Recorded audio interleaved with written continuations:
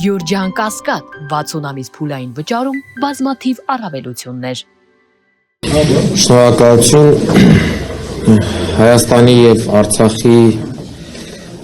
հարգարժան պետական այրեր, արժանապատիվ տեր հայ, հարգելի հայրենակիցներ, իմ ելույթը որոշակիորեն իր բովանդակությամբ տարբերվելու է մինչև հիմա հնչած ելույթներից, որովհետև շատ ավելի կենտրոնանում է Հայաստանի Հանրապետությունում ապաստան գտած արցախցիների սոցիալ-տնտեսական իրավունքների վրա։ Չմոռանանք, որ այսօր բացի Արցախի Հանրապետության սահմանադրության կամ հանրաքվեի օրը լինելուց նաև աշխարհում նշվում է մարդու իրավունքների միջազգային օրը եւ ըստ էության այսօր Հայաստանում փախստականի կամ տեղահանվածի կարգավիճակ ունեցող արցախցիները հենց այդ միջազգային իրավունքով եւ միջազգային կոնվենցիաներով օժտված են մի շարք իրավունքներով եւ դրանց վերաբերյալ դրանց շուրջ կկառուցեմ իմ այսօրվա զեկույցը։ Մինչ դա կուզենայի նաեւ նշել, որ ամեն դեպքում այս թեման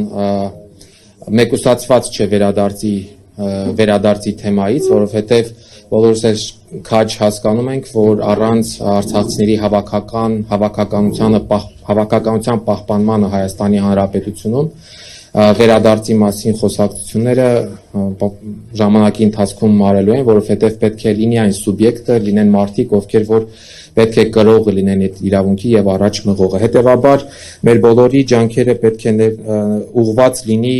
առաջին հերթին Հայաստանի Հանրապետությունում մայր հայրենիքում արցախցիների հավաքական ներկայության պահպանմանը։ Սոցիալ-տնտեսական իրավունքներ ասելով, հարգելի ներկաներ, ես կփորձեմ անդրադառնալ արցախցիների սոցիալական ապահովության, կրթության, առողջապահության, զբաղվածության եւ տնտեսական զարգացման հիմնահարցերին։ Թեման բավականին լայն է եւ կարելի է շատ երկար խոսել, մատնանշելով խնդիրները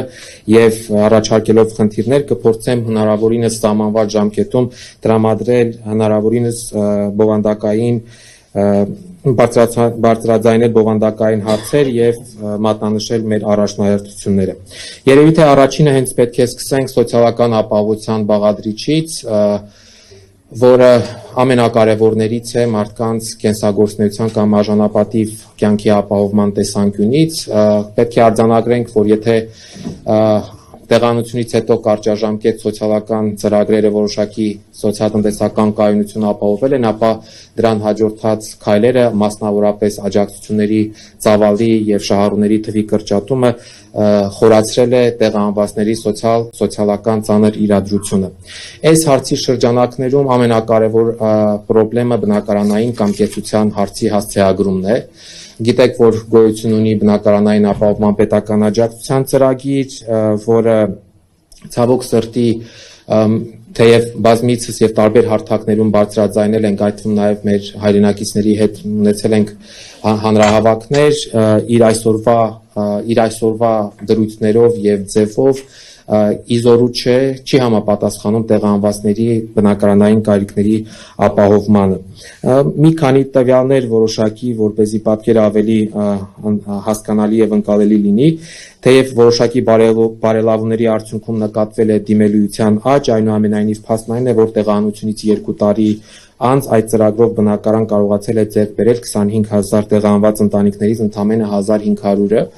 Նոյեմբերի 20-ի դրությամբ այդ հավաստագիր կոչվածից ստացել են 3500 ընտանիք, որոնցից 1500-ն է կարողացել իրացնել հավաստագիրը, ըստ էության բնակարանի տեր դառնալ, այսինքն կեցության հարցը լուծել։ Այստեղ ուշագրավ է նաև այն հանգամանքը, որ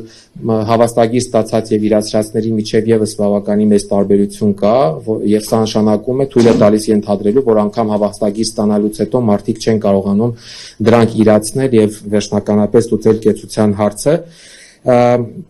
Սա պայմանավորված է առաջին հերթին նրանով, որ այն համայնքներում, որտեղ որ այդ հավաստագրի արժեքը մեծացել է, զուգահեռաբար աճել է նաև այդ բնակավայրերում անշարժ գույքի արժեքը։ Ինչը խոսում է այն մասին, որ այս նման ծրագրերով այս հարցը կարգավորել երևի թե անհնար է, որովհետև անընդհատ բարձրացնելով կբարձրանա նաև անշարժ գույքի եւ պետք է դիտարկել նաև որոշակի կառուցապատում իրականացնելու, բնակարաններ կառուցելու եւ դրանք տեղահանվածներին տրամադրելու հնարավորությունները։ Ցավալիորեն պետք է արձանագրեմ, որ առաջարկվող ծրագրերը որևէ ձևով չեն խթանում կամ չեն աջակցում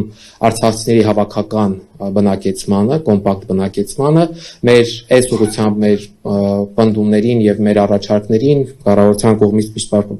պատասխան են հնչում, որ իրենք շահագրգիռ չեն արցախցիների գետոյացման հարցում, ինչը կարծում եմ հիմնազուրկ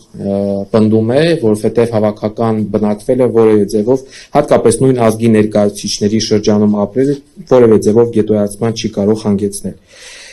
Ծրագրով սահմանված քաղաքացիության պահանջը շարունակում է մնալ խոչընդոտներից, իրացման խոչընդոտներից մեկը, այնուամենայնիվ պետք է ասեմ, որ վերջին շրջանում քաղաքացիության դիմելության աճ եւս նկատվել է։ Նոյեմբերի 20-ի դրությամբ քաղաքացիության համար դիմել է 23107 տեղահանված անձ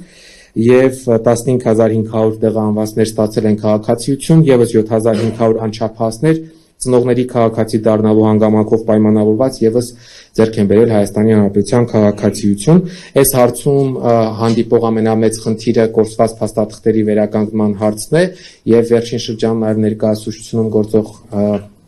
այդ համապատասխան իրավախորհրդատվության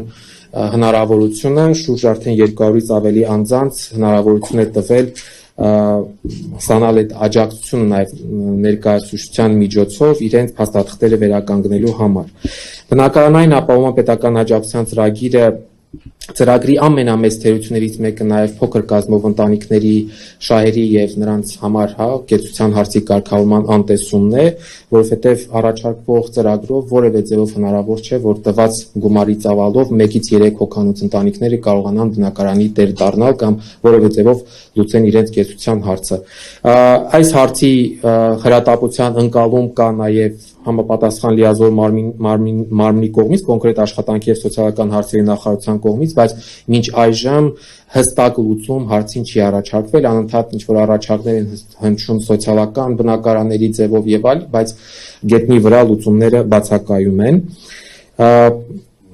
Որոշակի մեղմելու համար վերջերս շրջանառության մեջ է դրվել փոքր կազմով ընտանիքների համար երկարաժամկետ վարձավճարի երկարաժամկետ մասնակի հատուցման ծրագիրը, որը բազմաթիվ խնդիրներ է պարունակում, օրինակ սահմանվում է տարիքային շեմ ընտանիքի անդամների համար, սահմանվում է այն, որ այդ ծրագրից օգտվելու պարագայում անձը այլևս զրկում է հավաստագրի ծրագրից օգտվելու հնարավորությունից եւ ըստ այդմ, ասենք 10 տարի վարձավճարի փոխհատուցում ստանալուց հետո մարդը ոչ ունենալու է սեփականության իրավունք, ոչ էլ ըստ էության 10 տարի հետո նորից պետք է պետությունը անդրադառնա այդ անձանց կեցության հարցի կարգավորման խնդրին։ Գործում է նաև հրատապ աջակցության ծրագիրը, որը թեև ընթացքի մեջ է, բայց բազմաթիվ ես էլ անձամբ ստանում եմ ահազանգեր, որ տեխնիկական մի շարք խնդիրների պատճառով անձինք չեն կարողանում օգտվել այդ ծրագրից։ Ամենամեծ խնդիրներից մեկը, որ սոցիալական իրավունքների իրացմանը խոչընդոտում է, շտեմարանների արկա տեղահանվածների շտեմարաններում արկա